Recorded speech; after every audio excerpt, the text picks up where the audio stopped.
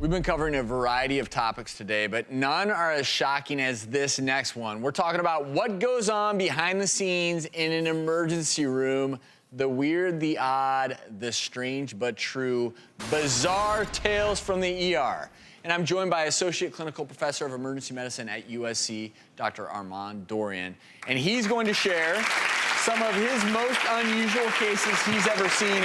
Yeah, you know, the first case that I wanted to share is something that we see all the time. It's abdominal pain. And I had an 80-some-year-old high-functioning female who came complaining that she's not having her normal bowels. And that is something that we see all the time in the ER. So, you know, her exam is unremarkable. I check her labs. Labs come back normal. Urinalysis is normal. So the next thing we do is we get an X-ray. When I get the X-ray, lo and behold, bam. What do we see? Something does not look right here. Everyone look at this, because you don't need to be an ER doctor to know that that should not be there. Any ideas what that might be? Say it isn't so, Dr. Dorian. Say it isn't so. 'Tis so. It's a shot glass, and here's the kicker. So I see this, I go back to her, and I go, why didn't you tell me you have a shot glass? But it's not in her rectum. It's in her vagina. So it had nothing to do with her symptoms. She told me she lost it there on a weekend trip to Vegas, totally forgot about it. So as crazy as that is, it's also dangerous. That can cause infection. We got to get that out. Of course, we do a pelvic exam, pull it out, and take care of that problem. And so you solved this bizarre on the ER tale. I don't even want to get into how the shot glass ended up in the vagina. And this, for the record, is just a prop. This is not the particular shot glass. So let's move on to bizarre in the ER case number 2. An ear.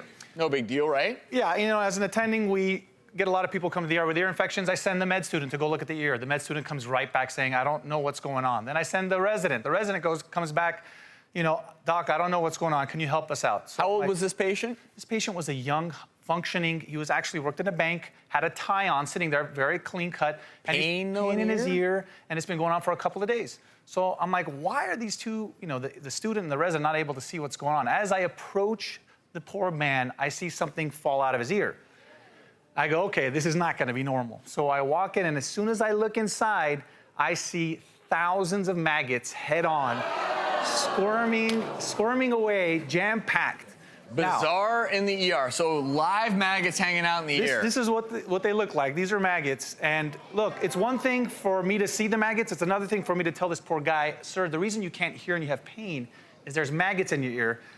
And we have to make sure those maggots haven't burrowed themselves into your skull and into your brain. So because maggots are larvae of fly, right? Exactly. The way it works is a fly gets in your ear, lays its eggs, they turn into larvae, and then these maggots start munching on tissue. So he had like a swimmer's ear, it's eating the tissue, and these maggots can work their way actually into the brain.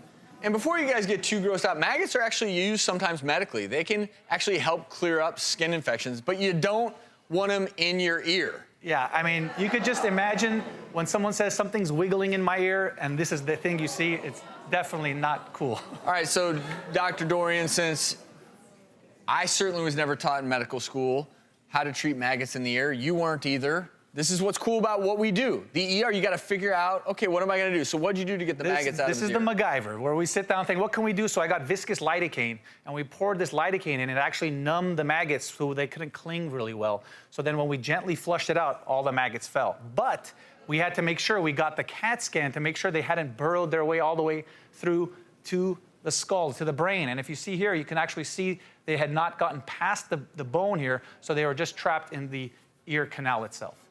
And, you know, maggots can literally show up anywhere in the human body. This is truly, though, bizarre in the ER. Dr. Dorian, great stories. You'll have to come back and share more with us sometime.